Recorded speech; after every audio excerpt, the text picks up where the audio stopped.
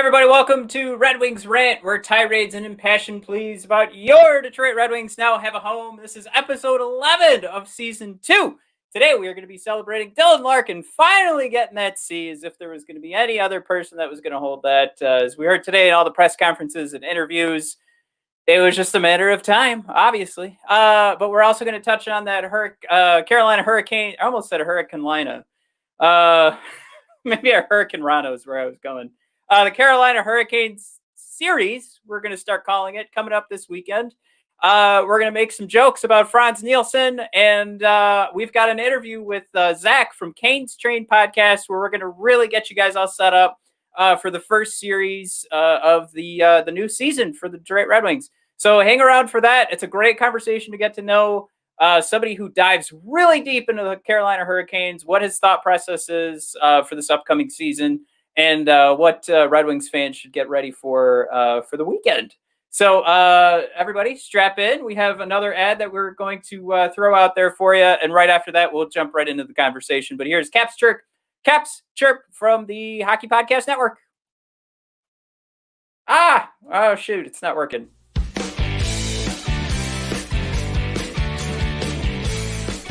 So you like hockey? Congratulations. You're amongst the smartest sports fans in the world. Want to fight about it?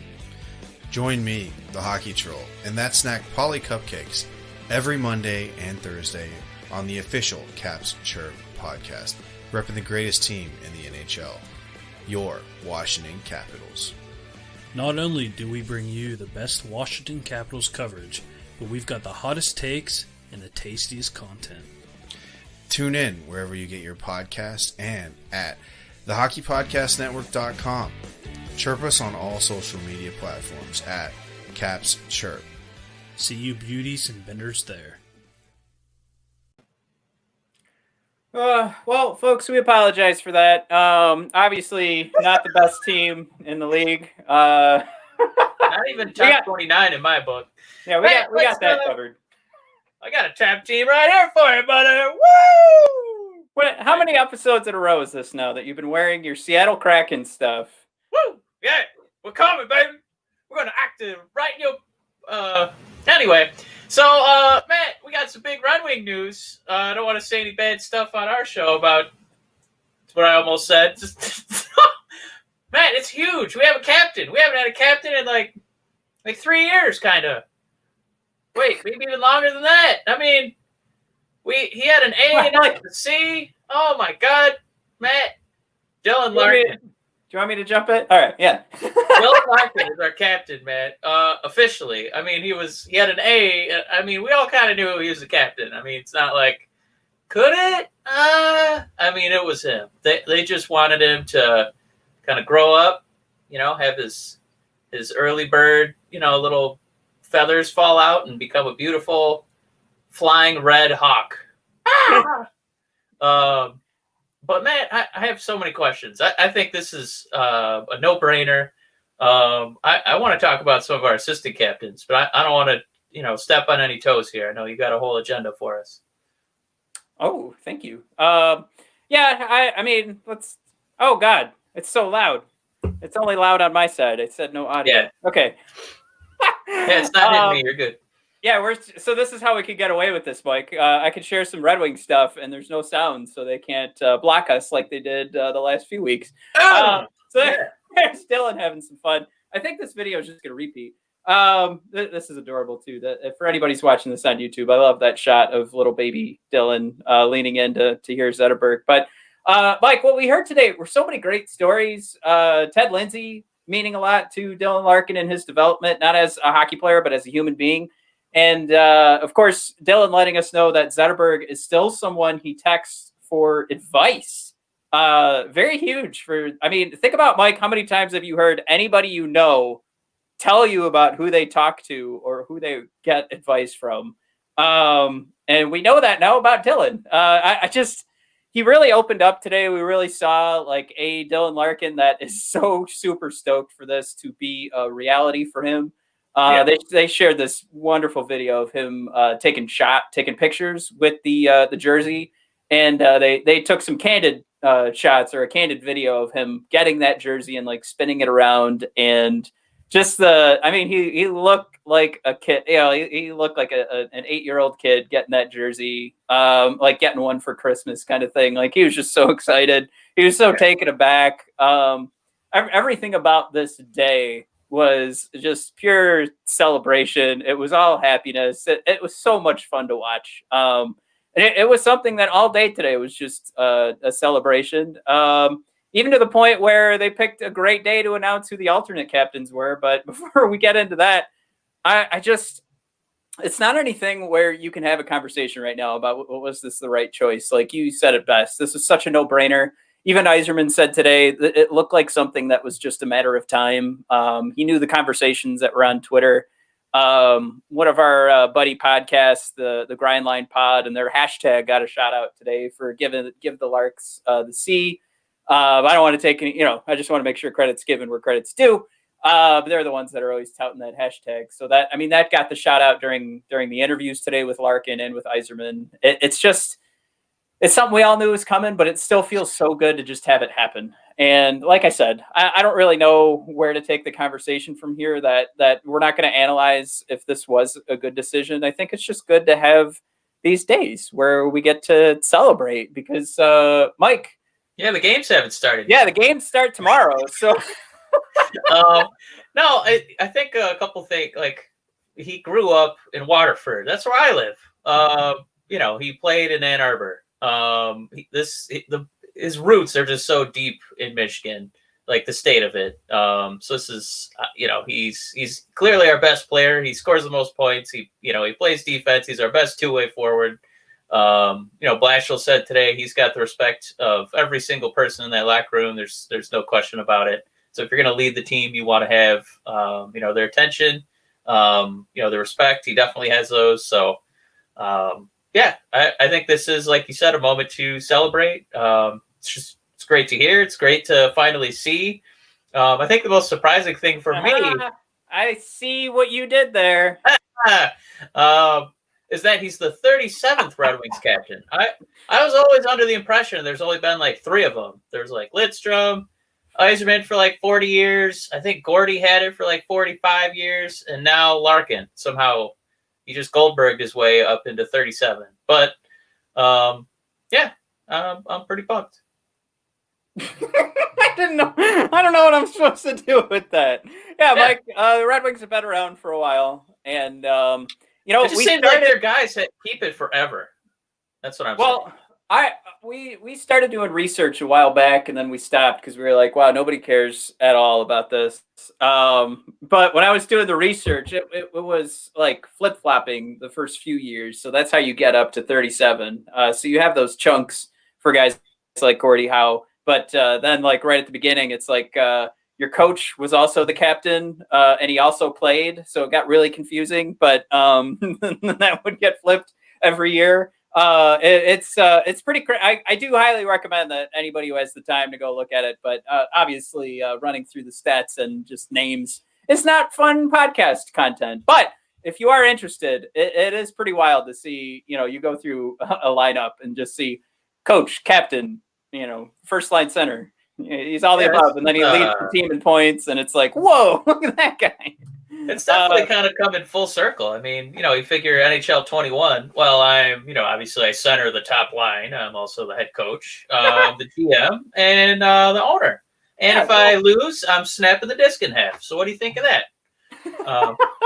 Well, Mike, I would say they picked a great day to announce the alternate captains because nobody's going to be snapping their discs in half because we're so elated by Dylan Larkin. So they snuck in there, the alternate captains. Mike, from one angle, a perfect pick, especially in regards to the fact that last season we had a Luke Glendening segment that you started. So you have to be super stoked for Glendening to be one of the alternates.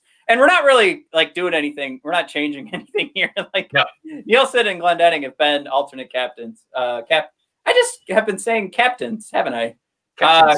Captains. They've been alternates for a while. So it's not anything new to see Franz's name on there. And Yzerman made reference to, I was posting pictures earlier today of Franz Nielsen's old jersey to remind everybody that, Yeah, he's been an alternate before, so we're okay. It's not like we really made that huge of a change. But Eiserman made the point, even though he kind of walked back that point on the next question. But he said he wanted some veteran leadership to be backing Larkin up. And when I say he walked it back, he right after that said, well, it's not like captains and alternates like go out to dinner, just them. Like you can see Larkin going, oh man, I had to go out to dinner with Franz. Oh.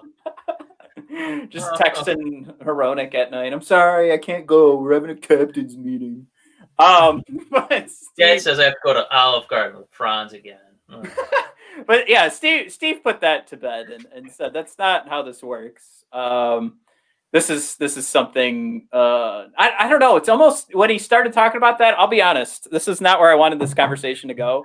But it was almost like he was a second away from going, you know what, guys, this is all ceremonial bullshit.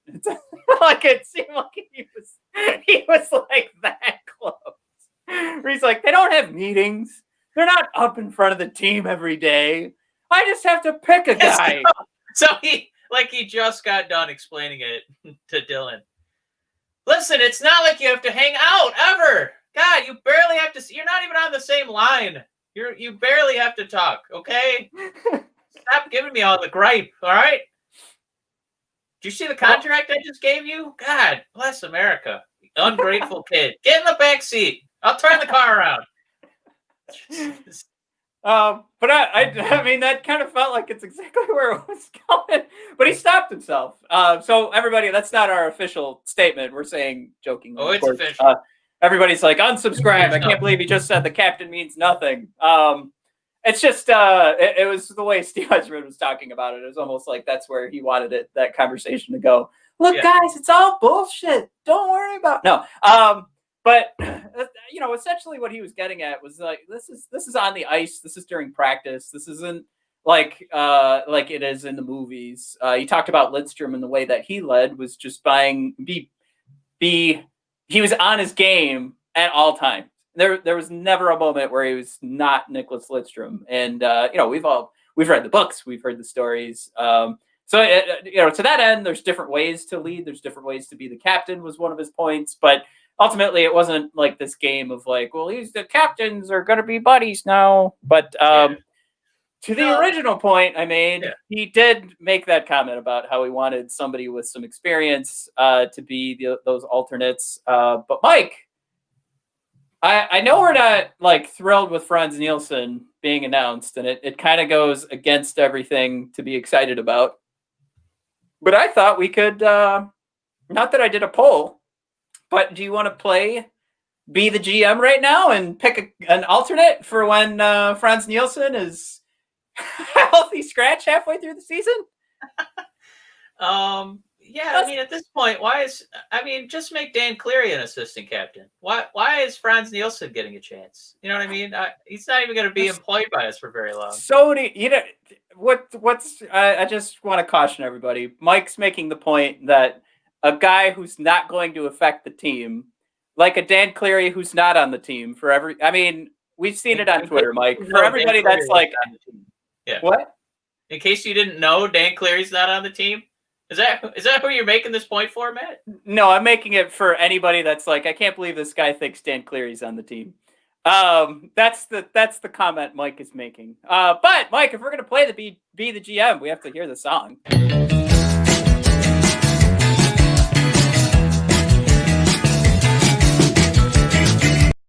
So the question is, Mike, and as I record this later and do the editing, the song is still playing. So it does sound a lot better when I do that. Mike, when Franz Nielsen is a healthy scratch about halfway through this season, and he has as much an effect on this team as Dan Cleary, as you so brilliantly put. I don't know. I'm iffy about that. Dan Cleary might have more of an effect than Franz Nielsen, but marginally. Mike, who is your alternate captain from this Detroit Red Wings roster? Don't worry about what Steve said. Don't take that into consideration. You're the GM. Dan Cleary has a big impact. All right, I see him floating around town, making public appearances. He's got an assistant captain in his back pocket. All right, But for realsies, if you're gonna make me be the GM for somebody on the active roster, easy peasy, 1, 2, 3 Let's give it to the Mantha. Ooh. So, Because like, I think it was the Jim Leland approach, who said, it doesn't worry so much about what's going on in the locker room and who's giving rah-rah speeches. Who's your best player? Those are your leaders. So, Mantha is far and away our best goal scorer. He's also one of our biggest people. And in traditional caveman times, the biggest caveman gets to be the captain. So, we've already given that to Larkin, so he can be the next best thing. Mantha, give him an A. So the game that I'm going to play is to just move these letters around because I feel like we're pretty forward heavy right now. So I'm going to go to the defense. And as much as I like your pick for Anthony Mantha, I feel like we need some representation from, say, Philip Hronek. So Hronek needs this, Mike. I think he like. I just think he's got enough weight on his shoulders. He doesn't need extra weight on his jersey, Matt. Give him a break. Don't put more on him. If you think about it, Mike, this is the best way to make sure there's an alternate captain on the ice for like half the game because he's probably going to be playing like 30 minutes every night. So you put the A on Hronek, and of course that's our fun way of naming Hronek when we're really excited for Hronek. We all have. You put that A on Hronek, though. You have somebody out there to represent from the Red Wings lineup at half the game, half the time. You have an alternate captain out there. But like I said, more importantly, I think this is a good way to tell Hronek that you are an important piece of this team. I think you could easily just say Danny the Kaiser here too, because he's got the longer tenure than Hronek, and I think. As worried as everybody was about him not having played, and I'm speaking about De Kaiser since not this past October, but the previous October before that one. He's still getting a lot of practice time. He's getting a lot of power play time, and we've seen him get some penalty kill time in practice and in these scrimmages. I guess not in the scrimmages, but in practice. And like it doesn't seem like that's going to be an issue, so you throw him in there too. But I do like the idea of if we're looking forward into the future, we're looking into our crystal ball of when this core finally starts to form. Which, if you listen to our last episode with Ryan Lambert, he sees the core starting to form in 3 years, and the core actually working another 3 years after that. Hronek really does feel like he would be a strong piece to that core, and even if it's not, he's the best defenseman on the team. He's going to be someone solid that we count on for any aspect of this game. If you need some minutes killed, if you need some puck possession, if you need the transition from defense to the forward zone, you can put Hronek out there. And I just like that idea that you're not only spreading out those letters, putting one on the defensive side, but you're really letting Hronek know, like, you are an important piece to this puzzle. And I think that is important for a guy like Hronek, but I do see the point that Yzerman's making in regards to age and experience. So again, it's not like you're going to put it on Bobby Ryan. You're not going to put it on Nemestikov. You're definitely, there's so many different names to throw out there. Zadina's not getting it. Bertuzzi's on a 1-year contract. It's just, you put it on the old guy. I just have a problem with a guy who was a healthy scratch at certain points getting it. But, like we just said, we just solved that problem. Either Mantha or Hronek are getting it. I would just want to make sure that it's, somebody who's definitely going to be either on the top line or, in the top pairing. And arguably with some of the prospects coming in, you could kind of see Hronek, hopefully, if things go well, kind of tumble down the list a little bit. Eventually maybe get to a point where, the Cider Man is coming up and, being our best defenseman. So it'd be nice to have, like, I guess what I'm trying to avoid is having like our fourth defenseman having an A. I kind of like that idea of all your best players. They're not just leading point wise, they're leading by example. So kind of have that leadership vocally and, with a stick and ice skates. I'm not against Hronek. It's not like it's a bad pick. He's definitely one of our best players right now. I would hope that as the prospects start to bloom, that we can have them be one of the stitched leaders going forward.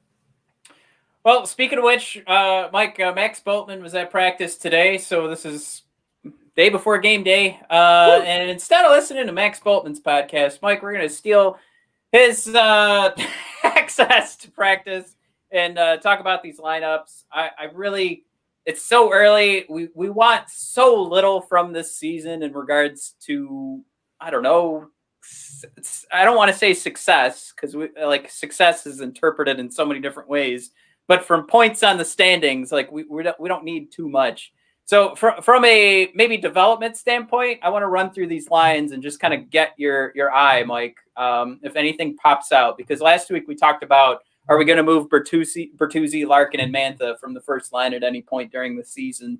And I just, at this point, I really don't see any need for it when I run through this lineup. And with a mix of young players that are going to have an opportunity here, I'm not seeing a lot of it. I'm not seeing a lot of opportunity, to be completely honest. So I'll do this. So let's run from top to bottom. First line, easy peasy. Bertuzzi, Larkin, Mantha. We know why they're together. They have success. They are like a legit first line, probably top half of the league in regards to formidable to their opponent and production wise.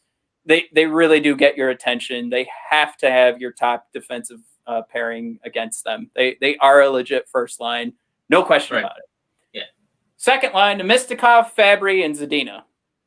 Nemistikov's past that point where we need any sort of development. So he's going to be that guy that is helping push Fabry to the next level. And of course, the two of them are going to be working together to get Zadina worked into his first full season. And I say that obviously because we're only getting 56 games this year. But I get it. From an aspect of being able to mix up this line, Nemistikov's going to be able to get some faceoffs as well. This gives us more opportunity to make sure that Zadina is staying in the spot where we want to see Zadina develop, if that makes sense. So from the right wing side, we're not mixing him up. If there was ever an issue where Zadina needed to take a faceoff or somebody else needed to take a faceoff, you've got Nemistikov in there. You let Zadina focus on being what Zadina is going to be good at. I think that might be giving too much credence to the fact that there's two guys that can give faceoffs in this line. But I like the experience that's there, and I like the variable side of things that can just make things easier for the guy who's probably numero uno to development on this team. Or I should say to this line. This is a wrong way to put that. This is a terrifying line. Third line. If Zadina happens to crack the bed, then you're hoping that Robbie Fabry learns how to play defense, and Nemistikov is out there by himself. That is great. Zadina cracks the bed. You just made the point. Oh God, that's such a good point. If Zadina needs to focus on learning how to be Zadina, then you put Nemistikov on this line, because he's not the greatest in any one area, but he's really good in every area that he plays. So he can be a power play, penalty kill, but when it's 5-on-5, he's going to be good in his own zone. He's good in the neutral zone, and he's good for making some production from an offensive side of things. So if anybody needed to cancel out any defensive deficiencies for Fabry, who's now going to be responsible for even more from the center position, it's good to have Nemistikov there and to make sure, again, you can let Zadina focus on being Zadina. Mike, you just made Bill and Larkin a C on his jersey, that Robbie Fabry should get that little emoji with the face going, woo! We don't know where he's going on defense. He's taking the face-offs. I hope he can kind of direct Zadina. So you just want to defense is for defensemen, man. That's not for us. That ain't our game. And Nemistikov's, well, let me steer you. He's in the background. Here. Come on, we're going this way. Nope, don't listen to him. Let me. Okay. I got it. All right, Matt, the third line. Brome, Filppula, and Gagne. Yeah, with some boo-boos. We got to see Brome at the third line.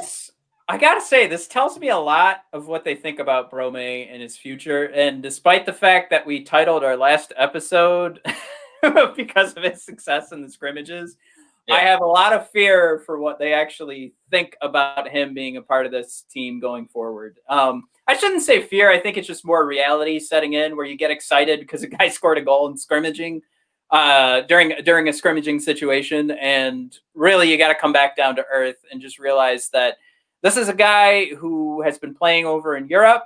And he's ready to go, and that might be the long and short of it of why he's out there right now. Maybe they don't see a ton in him. But either way, we're going to find out more. We can't find out anything through training camp or scrimmaging, but I'm glad he's out there. From the perspective of Ernie's out there, or I'm sorry, Gagne, I'm skipping lines.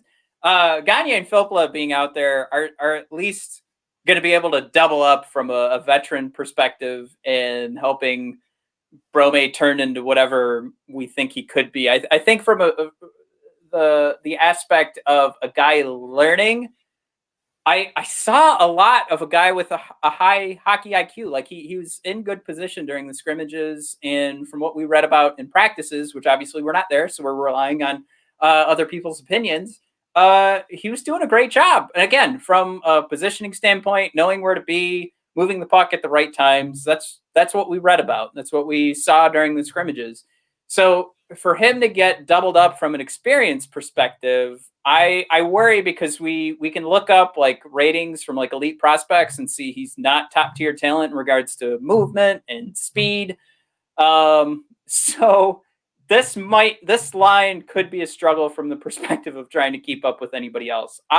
That is my number one worry. And when I say that I liked where he was positioning wise, it was something where we talked about in the last episode that he's doing a pretty good job of like knowing what he is and making that work to just work to his strength or focus on his strengths, and teaming him up with two guys that are really, we're looking at somebody that needs some help speed wise to make sure the puck's moving up the ice. This is the line I'm most worried about. And we still have a Nielsen line to talk about, but wasn't my God, it's been like 20 years now. We used to have two kids and a goat lines.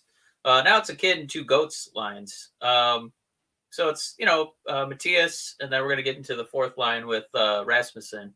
They're kind of having what? They're like kind of taxi squad right now.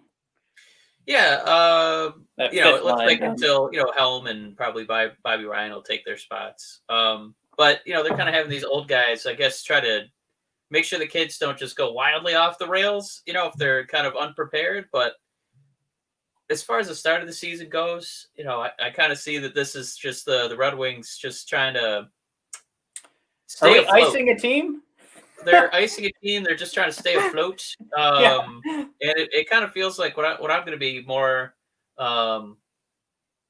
interested by is about halfway through the season when these guys maybe hopefully get a little bit more comfort. And then the line adjustments can be, not necessarily, two old guys babysitting a young guy. Maybe a line where it's actually some of the kids all playing together. And then a line of all old guys, on the fourth line getting, the fewest amount of minutes, something like that. So that's probably best case scenario. But we got to watch and hope and, pray that they develop like we'd like them to. Now here, the scary thing, Mike, if this falls in line with how like a normal hockey team develops first line, first pairing kind of thing, at one time you could have Filppula, Gagne, and Mark Stahl out there. I really am scared for what could happen to this third line when they're out there together. I gotta say, like the fourth line, once you throw in Glendening, everything's fine. Like I'm cool with it. Glendening, you've got Nielsen, and it's still Yzerman's project of Ernie that will just never die. What is it? Is it Legends Never Die? I don't know. Whatever. Ernie never dies in Steve Yzerman's eyes, so he's still plugging away in there, Mike. I have less of a problem with that line than I do with the fact that at one time, based on how hockey works, we should see Filppula, Gagne, and Stahl on the ice at the same time. That's scary. To your point, Mike, I mean, there's some easy replacements. Giovanni Smith, Rasmussen could be plugged in there, and then you've got Lindstrom at any time, who's on the taxi squad, could be plugged in there. We should mention too that Yzerman said today, really condescending to Art Regner, which was, oh my god, just beautiful. They were all giving him shit today, and it was, god damn, do I hate him so fucking much. It was just, Mike, we were having this beautiful moment of Dylan Larkin getting the C, and then it's just everybody's, maybe I shouldn't say this because I know my voice is kind of annoying and we've had complaints about my laugh, but it's just like, hey Dylan, how you doing? Just want to let you know, da, da, da. Then it's Art Regner's turn. Everybody's like really soft spoken, and Dylan's, he's a professional, and it's just, hey, Art Regner here. How you doing, Dylan? Just, it's probably one of those things. Maybe you've already talked about it, but how about the shut the hell up, man. And what's funny too is I shared a couple of times my thoughts of Art Regner, and a lot of people agreed. So I'm happy to see that. I think we're all ready to bring him out. But anyway, Yzerman was condescending to Art and letting him know, like, just because there's a guy on the taxi squad right now, if I can move him without being touched by waivers, he's going to Grand Rapids. And like that's the long and short of it right there. So if we were worried about anybody just being stuck on the taxi squad, Yzerman made that not an issue right away. And he also said, don't worry about like guys that need to get called up, because that's for teams that are in different states from their minor league affiliate. We have the Grand Rapids Griffins. And it was cute because he called them GR. That's what everybody calls them on Twitter, and it was kind of fun. But he said, they're here in the state. So if we need anybody, they're like a 3-hour, 4-hour drive away. So it's not a problem. So we might actually, Mike, have the smallest taxi squad in the league once this season gets about midway through and Grand Rapids starts rolling again. And I'm totally fine with that. And if there was any team that should run that and focus on developing their young guys, I love that Steve Yzerman has already let that loose. He's not keeping it a secret. It's not anything that even at this point you'd go, well, why would he even need to keep that a secret? It's just the strategy's out there. He's going to go small taxi squad, let everybody develop. And just for now, there's guys that are slotted in there because what else are they going to do? Now they can, now Rasmussen can continue to practice with Detroit. But long story short, Mike, I mean, the biggest issue. Do the defenseman real quick too. Yeah. All right. The biggest issue is line number 3 for me. And it is kind of funny. The fourth line has our 2 alternate captains. But on defense, Mike, Nemeth and Hronek. Like Nemeth is super solid. Hronek, like we've been saying, is probably our best defenseman on the team right now. DeKaiser would be right there, who's playing with Merrill. And again, this is from today's practice. We're just assuming that it's today's practice, so they're going to be together tomorrow. But and we have seen a lot of DeKaiser and Hronek, so that's why I made that comment. But DeKaiser and Merrill playing together, again, I think would be a solid pairing. Stahl and Stetcher. Stetcher's going to have a lot of work to do, Mike. I don't know how long Stahl is going to stay on this team. I don't know how the waiver wire is going to affect him. I bet he'll be able to go right back to that taxi squad if need be. Would you rather have Mark Stahl right now? Yeah. Or Jack Johnson? Jesus. God damn. It's such a I like dumping at the end of the show. Yeah. It's such a nothing, like, I don't want to say it's a nothing, like, you want to be shot? I want neither of them. To be stabbed and then shot? I want neither of them.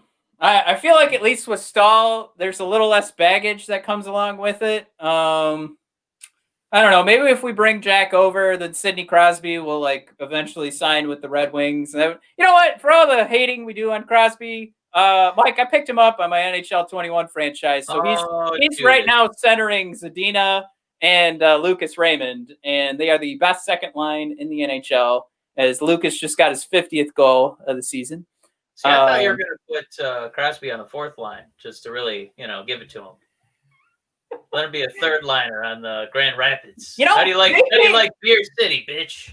They came to me. They came to me with that trade. They wanted one of my goaltender prospects, and I can't remember one of my defensemen that was like a healthy scratch every day. So I was like, and my goaltender prospect was a 48 overall out of 100. What was Crosby's overall? 87, just like his number. Actually, after a couple of weeks with us, he jumped up to an 89. He likes winning. Those are my feelings on Sidney Crosby. All right, Mike. I mean, like I said, no real issues here with the pairings. I think I kind of like it, like mixing up Hronek and DeKeyser. I feel like that's probably what we're headed for on the forward side of things. Like we are going to see more of a mix up from that perspective. But yeah, Stetcher's going to have a lot of fucking work to do until Stahl gets replaced or until he gets a fake injury. That surprised that they list like some of the way I've seen the pairings dropped, right? Yeah. Like DeKeyser, Hronek. No, that's a no-brainer. You know, those are our best guys. But then I keep seeing Stahl and Stetcher at the second pairing, and not Nemeth and Merrill. And I thought that Nemeth and Merrill were kind of our like defensive men.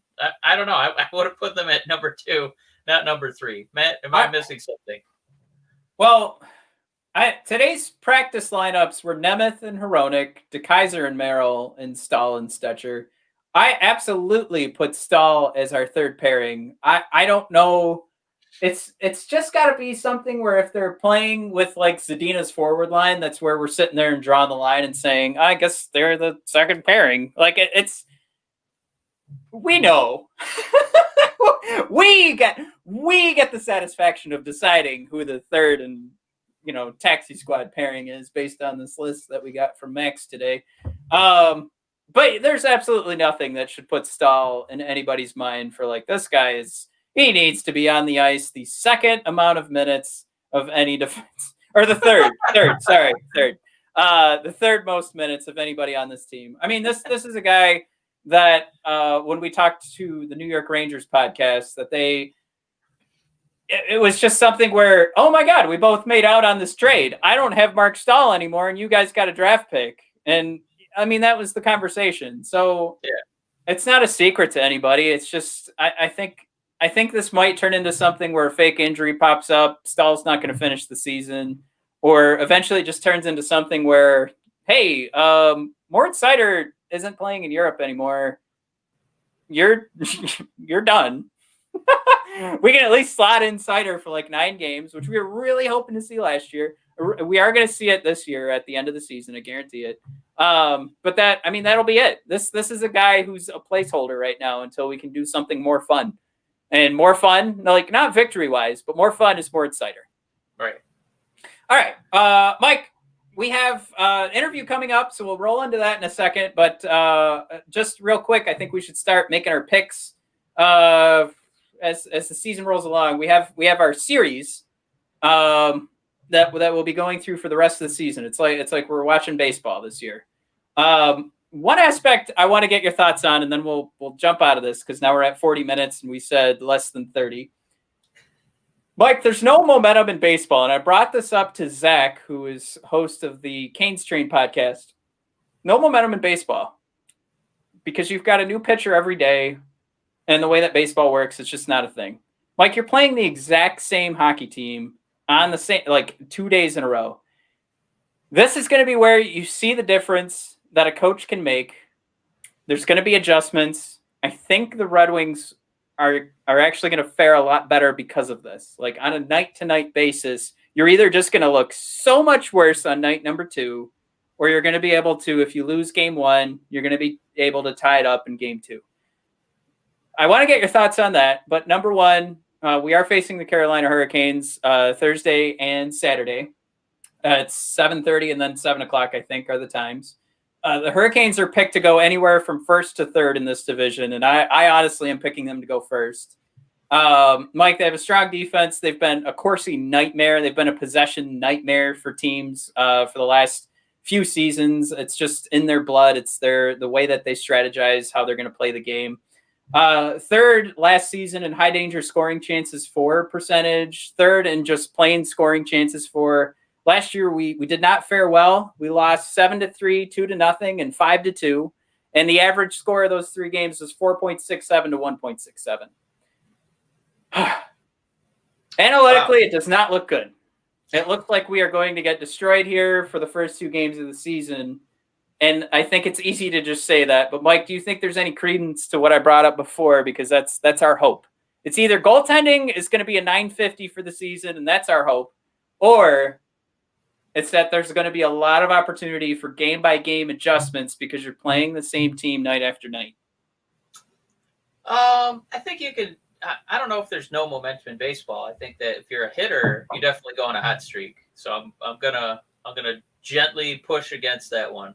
But like the idea comes from the fact that there's a new, like it's like a general idea in baseball because there's new pitchers every day. So you could just be facing a shithole of a pitcher the next day, or the ace. I understand that vantage point, but I'm taking it from the other side, saying that there's hitters who go on hit streaks and they just can't be stopped. You just got to start walking them because they're just hitting everything. Okay, so that one guy. I'm sorry. I'm just saying that's the general idea. Generally, there are hitting streaks. So anyway, what I will say is that if you want to look at a guinea pig for this situation, it's NBA, where teams have started doing it like baseball, where you do a series. You will play the same team 2 times in a row, and then move on to the next guy. And it seems like it hasn't been back-to-back blowouts for anybody. It feels like it's kind of been a 50-50 split. Mm-hmm. Like adjustments are made, the teams kind of get used to each other.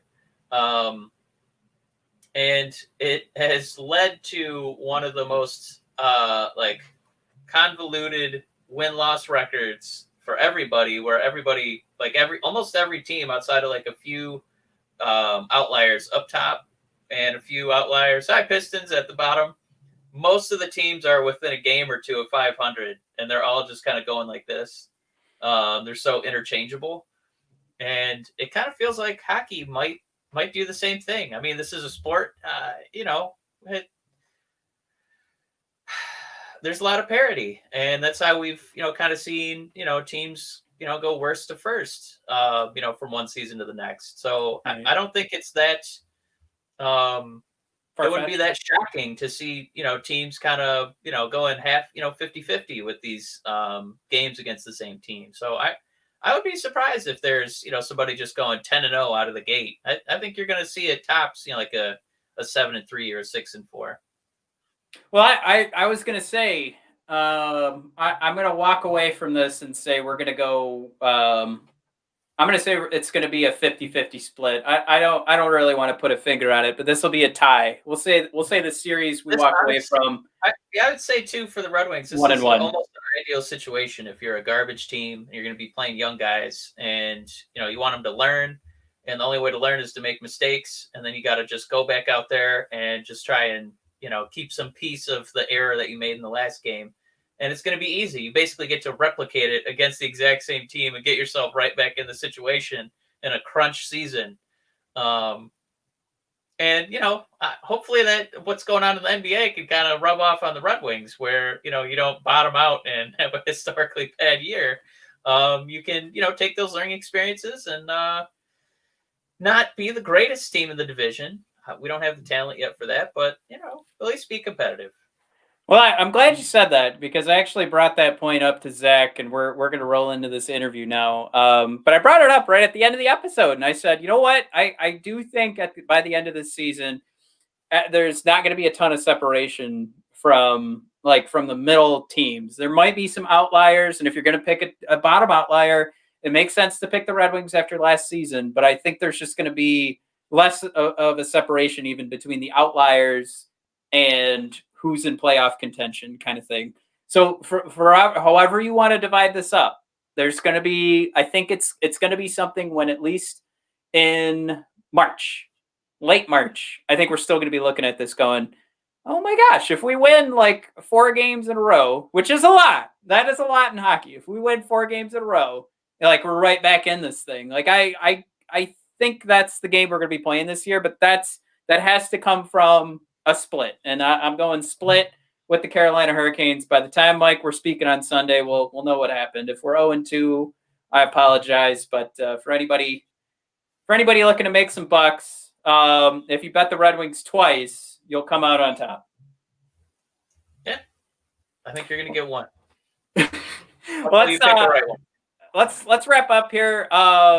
You guys can find us at BOD Hockey. We'll be live tweeting the games. I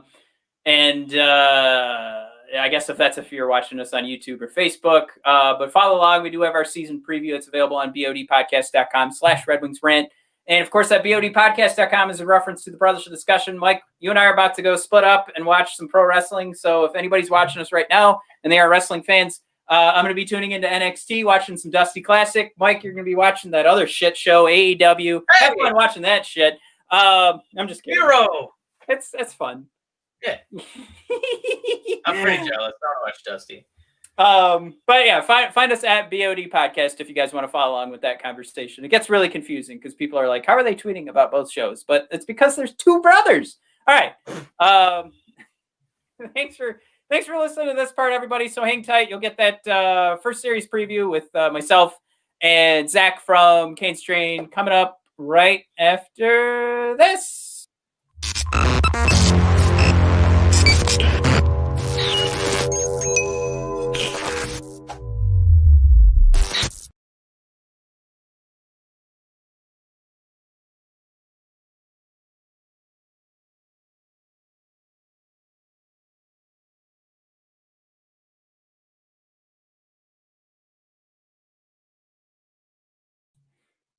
Hey, everybody. Matt screwed it up. Give me 1 sec. All right. So I'm just going to spitball here until I can get this thing going. But where's my page? There it is. All right. There it is, everybody. All right. Enjoy this wonderful interview with Canes Train Podcast. Oh, I didn't share the audio. 1 more second. This is so professional. Here we go. Now it's being shared. All right. I apologize for that, everybody. Look at that beautiful face. Let's start that over. Hey, everybody that's familiar but Hurricanes fans. My name is Matthew Klink. I am representative of the Brothers of Discussion that hosts Red Wings Rant, just like the Hurricanes podcast, Canes. Oh, wait, what? I'm already saying it wrong. Canes Train. I'm calling it the Hurricanes podcast. That's enough. Every Monday and Thursday. So hopefully you'll hear enough of an individual that is coping pretty well, I like to think, with the situation we're currently in. But Zach, if you want to go ahead and introduce yourself to all the Red Wings fans. Yeah. What's up, Red Wings fans? You hanging in there? You doing all right? Hope you guys are all right. The owner of the stronger of the Svechnikovs. Sure. With glass bones, apparently, unfortunately. I'm Zach. I host the Canes Train podcast on the Hockey Podcast Network. Obviously, talking about the Hurricanes, also talking about literally anything, but mostly about the Hurricanes. So yeah, there you go. How's that for an intro? It was perfect, and I'm gonna do one here. Everybody, make sure you follow along with the Red Wings podcast at BOD Hockey, and Zach, where can everybody follow Canes Train? At Canes Train Pod. Nice. Oh, that's much cleaner. All right, well, let's jump in here. Well, I was already thrown at you before we even got recording here. Like my struggle to think, like, how am I going to prepare for this? Because I want to do one of these, and Zach, I hope you'll have the opportunity to do one of these with each team in the Central Division presented by Discover. I hope you have the opportunity to speak with some other teams. But I started thinking, like, oh my God, I'm going to have to explain over and over that our best hope this year is that we see some improvement from the litany of +4 goal losses. And by that, I mean, we lost by 4 goals or more. So that, I mean, even if you listen to today and tomorrow, we're going to get a lot of Steve Yzerman, who's our GM, if you're not familiar. Even he is sharing that sentiment, which is, honestly, it's good to hear from our GM, but it really does show the point that we're at.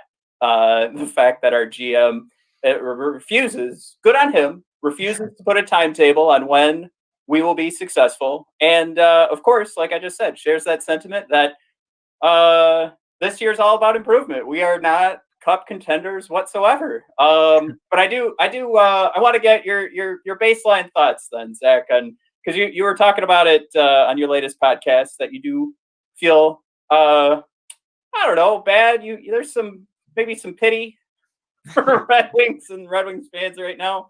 But yeah, you don't like hate us, right? Even despite 2002. It's too long ago. Okay, it's too long ago to still hate anyone. It's none of those players play anymore. It's too hard to keep the hatred going. I tried, but it wears off after a while. That's good to hear. The burn and the burning hate I will always have for the Blackhawks, the Penguins, and the Leafs. You're just a better person, I think. Sure. Yeah.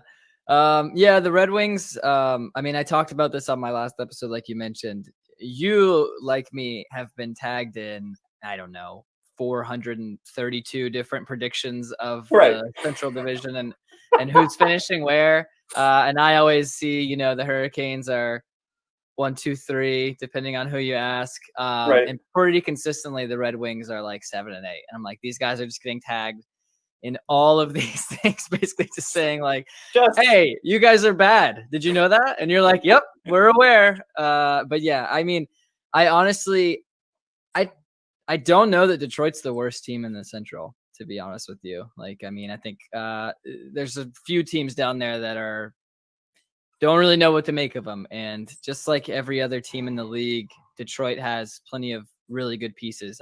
Their top players, I get scared every time they're on the ice, So it's super definitely fast. To touch on that. It's definitely something. We both see it, like what the difference is going to be from goaltending, from a goaltending perspective. From my perspective on the Hurricanes, that is the one thing that would keep me from saying that you are for sure number one in this division. No problem. And that I don't know how you feel, and of course that's why I want to have these conversations to get a better idea. Like, how should I feel about this goaltending? But from that, going back to those on a daily basis, getting reminded of that we're going to be at the bottom of this division. It was reason enough not to sleep in, so that I didn't wake up to 50 notifications. Yeah. Get excited for what those were. All of them are like, you're 8th. Yeah, just so you know, 8th place. Yeah, it's got to be nice. And actually to come back on goaltending too, I do agree with you with goaltending probably being the key aspect and us going maybe from 8th in this division to 7th, because I think there's a huge gap. Like there's something in regards to having formidable goaltending, but there's a gap between what the Blackhawks are going to be surfing up this year. Yeah, I don't know what that's going to be. We just so you know, we actually spent a whole season last year discussing why Jonathan Bernier should be in Hart Trophy conversations. The level of high danger shots that Bernier had to face compared to other goaltenders in the league, and the fact that he still came on top of a 900 save percentage is mind blowing. But I guess that let me start this off. I'll pretend. We'll pretend this is how people talk in the coffee shop when they're talking hockey. Sure. Where I do my hockey talk, by the way, in the coffee shops. What was that? That's where I do all my hockey talk in all the coffee shops. Nowhere else. I like to find the oldest guy in the coffee shop because he usually has the loudest, most entertaining coffee shop or conversation in the coffee shop. Yeah. But sticking with goaltending, I could make my claims about Bernier. We jokingly throw that out there, the Hart Trophy nods. But even to adding Thomas Greiss, I think before last season, I think we all, as Red Wings fans, the local perspective would have been he's obviously better than Bernier. After last season, we saw Bernier go through the struggles and still come on top. So we're looking at it not being great goaltending tandem, not the best in the league, but we're still looking at a 1A, 1B kind of thing. So that's where we're at. Where do you see your Canes at right now? Because like I said, that's where I see that struggle of me going, I want to pick you guys to win the division. I want you to be my team this year. Because usually I, to be completely honest, Hurricanes have been on the top of my list for the last few seasons. I just it's with the possession game that the Hurricanes play is one of the most fun games of hockey. I agree. I think in the NHL. So I think more people need to notice this. But all right, let me ask the question: how do you feel about the goaltending right now? Am I putting too much of an emphasis on this being an issue? Do you think it's going to be less of an issue once I see a couple of games against the Red Wings? I mean, to be honest, like every person that would talk about the Hurricanes would mention that the goalies are a problem or could be a problem. This is my stance on goaltending in general. Is just that, I mean, who do we think was the best goalie in the league 2 years ago? Sergei Bobrovsky, probably. Okay. Hey, there you go. How well did he do last year? Exactly. I mean, has Carey Price not had multiple seasons where you're just like, what is this guy doing? And he's obviously a great goalie. Like, there's a lot of great goalies out there, but they tend to be inconsistent. It's a tough position to gauge, and it really has so much more to do with the people in front too, because I mean, the fact that a guy like John Gibson isn't mentioned every single year as, a top 3 to 5 goalie in the league, the dude is unreal. But he plays for Anaheim, and he's, Right. like you said, same situation, high danger chances left and right. So I'm sorry, I'm like freaking out right now. No, it's fine. Keep them quiet. It's actually, so you're reminding me of all the conversations that we had about the NHL draft.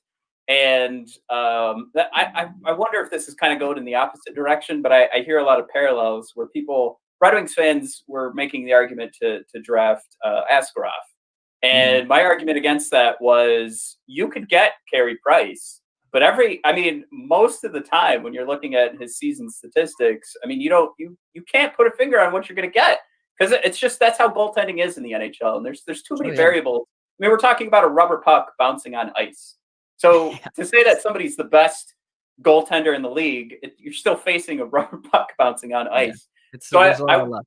I wonder then if this could be that, like, everything works on a law of averages. Like, to your point, this could just be that year that the goaltending works out for the Hurricanes, and it's something that we're all kicking ourselves going like, well, maybe it wasn't that bad to begin with. I heard someone I listened to a lot around the team on a podcast this morning say, if Martin Jones can win a Stanley Cup, then Peter Mrazek and James Reimer can win a Stanley Cup. And I was like, that's it. That's the statement I've been looking for to prove the point. Is that, I mean, you want, like, I don't know that anyone's going to compete with like Andrei Vasilevsky, who, to me, like, if I had to pick one goalie to go with, I mean, if we're doing a fantasy draft of everybody gets to pick who they want, I mean, that's the goalie I'm picking. I just think he's consistently the best at what he does. But like, outside of that, I mean, there's a lot of guys. There's a few tiers of guys, and you can't lean on one person anymore. And you're definitely not going to be able to lean on one person this year when, I don't know. I mean, the travel aspect makes it a little different, but you're still playing a lot of games and not a lot of days. So you're going to need 2 guys. And to me, that's the model of the 1A, 1B makes sense. One, because guys tend to get hot streaks. Like, wouldn't you rather have 2 guys that can have hot streaks and you can alternate between them? I mean, that's honestly how the Hurricanes got to the playoffs in 2018. They had Curtis McElhinney, picked him up off waivers. Didn't expect for him to do anything but fill a gap, when Scott Darling was hurt. We all know how that went. I mean, Scott Darling was not good, and Curtis McElhinney got on a hot streak, and I mean, pretty much took the team to the playoffs with a stretch of, I think it was like a February, where he just had insane numbers. And then,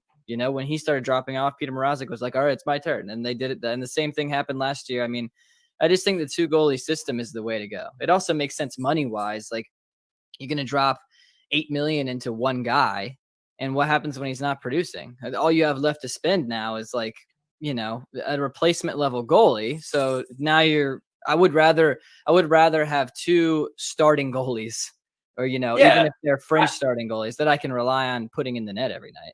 I think from a management perspective too, like, we talk about this all the time on our show. Like, we go way too deep into like the business side of things. But you're once you're paying a goaltender that much, and that's where I go against an Askarov, because you know what? If he does do great, you are going to pay him a shit ton of money. So you want to avoid that. Exactly. You want to avoid that, because then you're asking him, well, if we're going to pay you this much money, you've got to put in like 60, 70 games. And by the time the playoffs roll around, you're having that same conversation that, Canadians fans and Rangers fans have had all the time of, talking about Lundqvist being like, oh, he got tired once we hit the playoffs, even though, make it to a Stanley Cup final. 40 games in a row. Like, what did you expect? Right. So I totally am. I don't know. I feel like enlightened by this conversation, because I do. If I felt like another division ranking had to go out there, which I don't, but if I did feel it, I would feel more comfortable about putting the Hurricanes at number one. But I do want to ask you from a. I'm assuming you're a Hurricanes fan then. Yes. Okay, good. Because we run into that in the Hockey Podcast Network, where somebody's actually not a fan of the team. Yeah, but how does it feel though to like kind of look at everything from a national perspective? I just listened to actually, I know you had Down Goes Brown. So I know you're familiar with Puck Soup, but these guys are running down the line and saying easily top 2 team in the division. Like, how much fun is that to hear? Because I think I want to live vicariously through you right now. Well, it's a lot of fun, and I feel like the Hurricanes and the Red Wings could be in maybe opposite trajectories from recent history, because I don't know if you're aware, but the Hurricanes were pretty bad and kind of a joke of the league for a while. They missed the playoffs for almost a complete decade.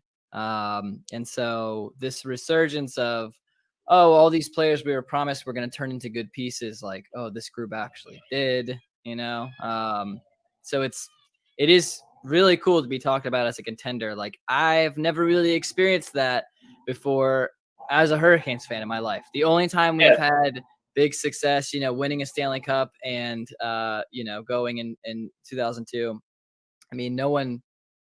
no one thought that they were going to do that either of those years. In 2006, everyone was picking the Hurricanes to finish like not last, but fairly close to it. So I've never experienced this before. I think it almost is overcorrecting. I think people assume that the Hurricanes are going to be amazing. And where sometimes I'm like, well, they still have a little bit to stuff's got to go right for them to really do that. But to be talked about as, maybe not quite a elite contender level, but someone who you could win a Stanley Cup and it wouldn't be a surprise story is it's fun. I've never, it's the first time for me, so it's cool. I actually absolutely love the way that you told that story, because everything that is coming the Red Wings way, and I think it's tough for anybody to even want to do a conversation and feel bad about the Red Wings, because everything that's coming our way is also well deserved. Like 25 straight years of playoffs. I've been talking about it for the last year and a half since this podcast has been running, but there's so many decisions that go into making sure another playoff happens instead of trying to build a team. And you just start running this thing further and further into the ground. And of course, we just saw probably, and I have no problem with saying this, I know Red Wings Twitter gets all up in arms, probably one of the worst hockey teams ever last season. I have no qualms. I think it's safe to say with how many multiple goal losses went onto the record books there. That goal differential was intense. I was really hoping we were going to break some records. That's what you lose, because of COVID. All those opportunities to break records last year. That's the tragedy in it all. All right. All right, I take that back. That's a little too far. So where do we want to take this next? I think ultimately everybody knows how I feel. I'm having fun with the fact that the Red Wings are so close to last. I think it actually is probably the easiest podcasting job of any team on the Hockey Podcast Network right now, because I just get to sit here. I don't have to worry at all about winning. I don't have to trash talk. The only time I trash talk now is when we get those odd wins every now and then, and it's almost you, like Montreal. Take the sweep. exactly. Oh man, those poor guys. Those were tough conversations. But like even to that end, like I start trash talking, and everybody is just kind of like, let him trash talk. Who cares? He deserves this. Yeah. But yeah, I think like this is a time, and I just spoke with Ryan Lambert on our last podcast episode, and he said, and we've been throwing this sentiment out there, but let's get the guy who's been working in hockey a lot longer than me. But he said it, like this is what a team like the Red Wings should be hoping for right now. We are so far from the Stanley Cup. Don't hope to get into the middle. You have to suck until you can make that leap up to the top.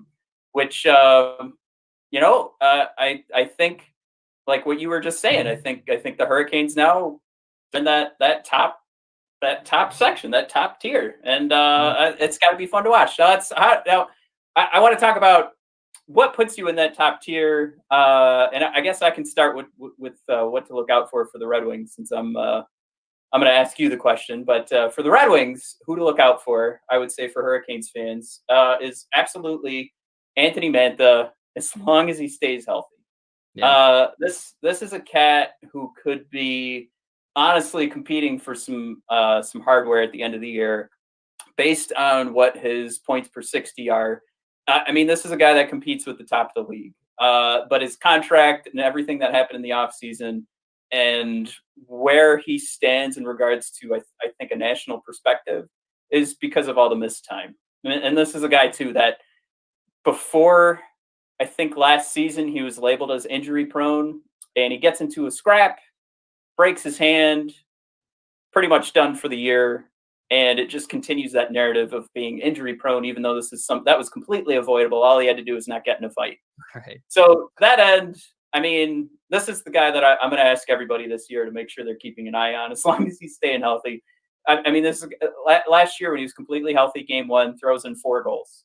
And I think from that moment, then we started to see his own health deteriorate, and then the production went down. But I don't know what you guys see from an Anthony Mantha, or if that name still, like, if that does anything from a national perspective. But I know, like, today we announced Dylan Larkin's our captain. This is going to be a guy, I think, in the long run is going to be he's going to be your Selke guy. This is going to be a hardworking individual who's going to put up enough points. And you know what a silly thing is that you have to put up points to be recognized for Selke. But he'll get that recognition because he's going to put up enough points to get noticed. But Mantha's going to be that guy where it's like when he's on the ice, I'm telling you, even in these silly scrimmage games, he looks not that he's a small hockey player, but he's not the biggest guy out there. But he just carries himself in such a way. He does look like a giant among boys. And it's just the speed that he's skating with, the agility, and the way he's moving the puck. Like you will see, despite the Red Wings probably from line 2, 3, and 4 being those opportunities for the Hurricanes to get on top of the Red Wings, that first line, I think, is going to be as formidable as any first line in the NHL. Yeah. And that's what I always say when I talk about the teams like Detroit, is that every team has at least one line. I mean, if they top load their line, every team is going to be able to put out a first line that's like, oh, those guys are really good. Like, no one would argue that guys like Mantha and Larkin aren't good. I mean, they're extremely good. They're super talented. Dylan Larkin is one of my favorite players to watch play hockey. Like, they just, they will hurt you if you let them. And that's why the only thing that holds them back, and is the structure to me for Detroit. Like, Detroit can play up and down, like what I would consider like pond hockey-esque style. Well, like, I mean, they have the pieces to hurt you if you do that. I think Ottawa, especially when they had like the Duchesne, Stone, and Dzingel line, even though they weren't a great team, they were another team that if you let them play that way, they were going to hurt you and they were going to score a lot of goals. But you give up, as you talked about with the goal differential stuff. I mean, you give up a lot of goals when you play that way. I think that you can force a lot of teams, though, into getting a little outside of their structure. And I think that Detroit is a team that if they play that fast-paced game that they want to play, and they get some of these teams that maybe grind a little bit more or have a little bit more,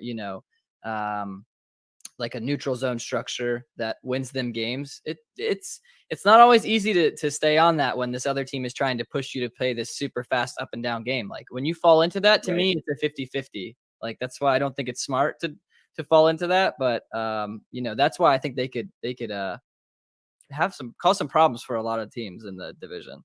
I think that's probably like to sum up where the Red Wings need to head this year, just for the Hurricanes fans listening. I mean, it might just turn into, let's see what we can do with these guys if we let them loose. I think ultimately that's what the whole season's going to look like, where Yzerman said he's looking for improvement. Blashill, our head coach, he's the player's coach. He's going to know that he wants to coach these guys up to make sure they look as good as possible for when contract time is coming up. And that's something that, at least from the perspective of like, how did we get like these bargain players from our defensemen getting loaded up, a couple of forward signings? How do we get them to come over here? That's one of the elements. They say it's because of the conversation they had with Steve Yzerman, but we also have that guy behind the bench that's going to look out for these guys first. So to that end, I think he would coach this team to lose, but to elevate the players that could elevate themselves in that scenario.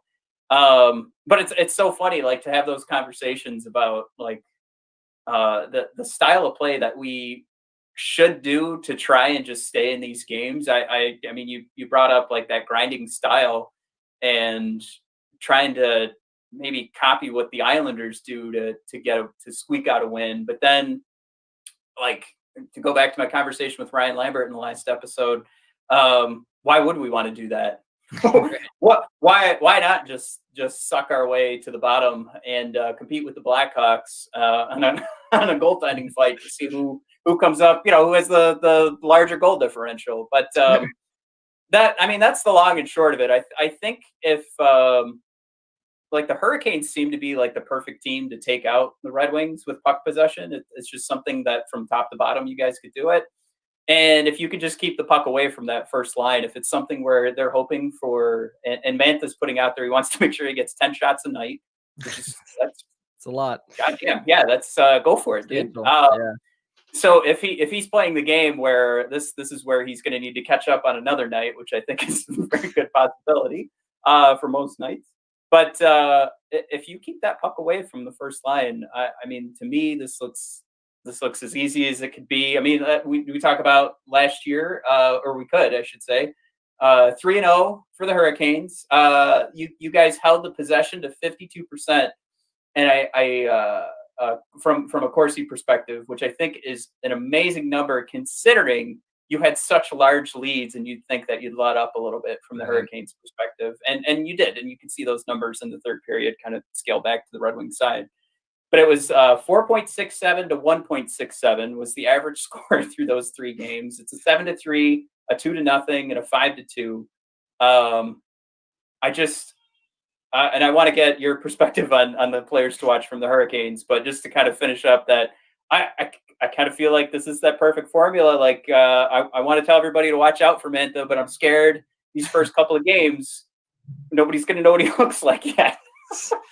Yeah, it's tough. I mean, so just like I mentioned, I worry about I feel like the Hurricanes did a good job last year with teams like Detroit, but not always. And I think if you were to go back and watch the tape on those games, you'd see that there were plenty of times where the Hurricanes fell a little out of their structure, and maybe Detroit was even, taking control of the game for stretches.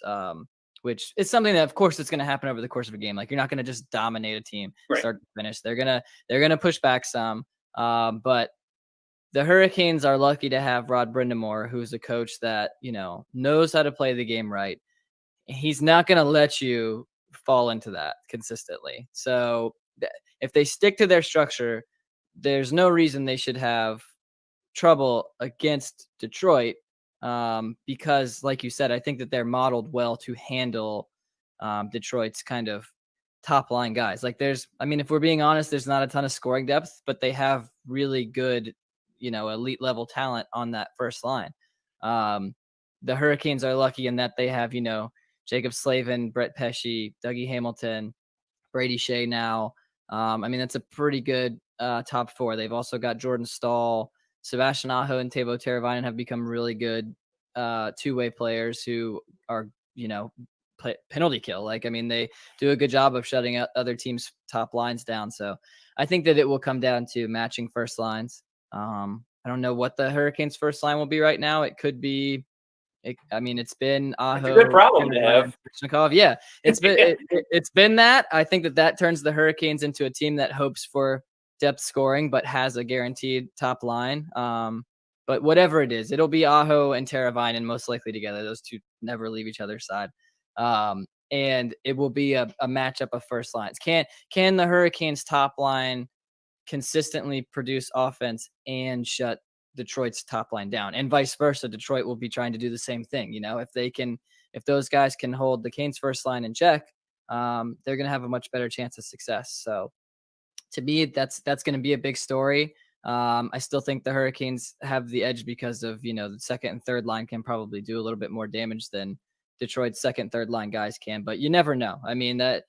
It's going to come down to every night's going to come down to best players, how do they perform? Your best players have to be your best players. If they're not, and the other team's best players are their best players, then, any team can beat any team. So I never take one for granted. I like the Hurricanes' chances, but I think it would be very difficult to not lose against Detroit this year. I don't see that as likely. It comes so back it comes back to the rubber puck on slick ice. I threw out there another name that I think if you're a hardcore hockey fan, Zadina's on the Red Wings, but this is something I would at least tell the Hurricanes fans to keep an eye on because he's been playing over in Europe. So this is a guy that's been playing high-level hockey for the last few months. So sure, maybe at the tail end of the season, he's going to be more tired than everybody else, but this is a guy that's game ready. So I would watch out for him. I'd watch for him to make a huge difference on the power play for the Red Wings too. I think he does have that potential for the elite shot, but what we saw last year from him was just a lot of hard work. A guy that, despite the notion that this is going to be a highly skilled shot, highly skilled offensive player, we just kept seeing a guy that would kept his nose to the grind and was in the corners trying to win battles, which is huge for a team struggling like the Red Wings. So that'll be something that, considering he's been playing it in European hockey for the last few months, I think that'll make a huge difference for him, and he'll be able to stand out these first couple of weeks and kind of probably skate a little bit faster than everybody, kind of have a rhythm going, even though everybody's been in training camp for a couple of weeks. I guess I would put that on tier 2 for guys to watch out for. But if we have any hope, I think this whole season of stealing some wins, or I'm looking at this like a baseball series. If we want to say who's going to win the series, or if we could tie a series, right, it's gonna be Zadina making that difference through special teams and just I guess at the beginning of the season, really being able to get his well worked out legs moving a little bit better than everybody else's. Yeah. All right, so we're at a half hour. I asked you for that. I hope. I don't know. Like I said, this is going to be a little bit of a stumble on the way out because there were some other things I wanted to ask, especially if where that interest level was for. Eventually you want to see Evgeny Svechnikov on your team, right? To try him out with Andre. I'm sure Andre does. I just want to see them play. They talk about it all the time. I'm like, when is it going to happen? And then finally they're like, it's finally going to happen. And then they're like, no, he's not playing. And we're like, well, cool. I guess it'll just never happen. I'm just convinced at this point that it will never happen. Like, there's the forces of the universe are like, no, if you two play together, the world ends. We can't have it. I really thought the waiver wire this past week for Svechnikov meant he was going to be a Hurricane just for funsies. I see it as almost a no risk if the Hurricanes took him. Like, it's still low salary. If it doesn't work out, see ya. But right. I'm happy he's still Red Wing for the time being. I feel like that experiment isn't quite over. But I this was an absolute blast. I think we should check in as the season goes on. Maybe we'll have a different conversation where I'm talking about squeaking into the playoffs. Yeah, maybe I'm like, damn, Detroit is like 30-7 right now. What happened? Well, hey, I did the one thing I did miss too is that this could also just come down to goaltending, and if like all joking aside, you're going to play 2 games in a row. There's a good shot that things get figured out in that second game from whoever like adjusts the best going into that second game. I think it's going to be huge this entire season, where there's no momentum in baseball. It's like that common phrase that's thrown out there, and it's hard to like make real adjustments with different pitchers coming out game to game. Yeah. But for hockey, this is going to be goaltending changes. This is going to be lineup changes. This is who's going to make that change to try and get one up on the other guys, try and get 2 games in a row.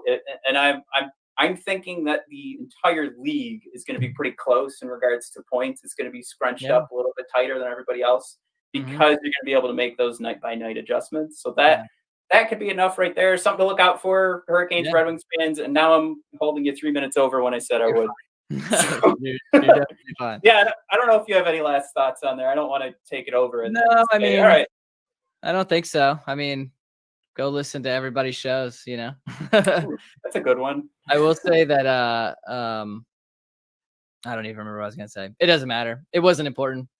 Well, hey, everybody, keep your eyes peeled too. We've got there's a Hockey Podcast Network jersey giveaway going out there. So everybody listening to this, make sure you check out our Twitters. It's at HockeyPodNet for the entire brand. And then, like I said, at BOD Hockey for the Red Wings. And Zach, here's what Train Pod. Perfect. All right. If this ends my show, this is a good way to say thanks for tuning in, everybody. And good meeting all you Hurricanes fans. Same here. Thanks for tolerating me, Red Wings fans.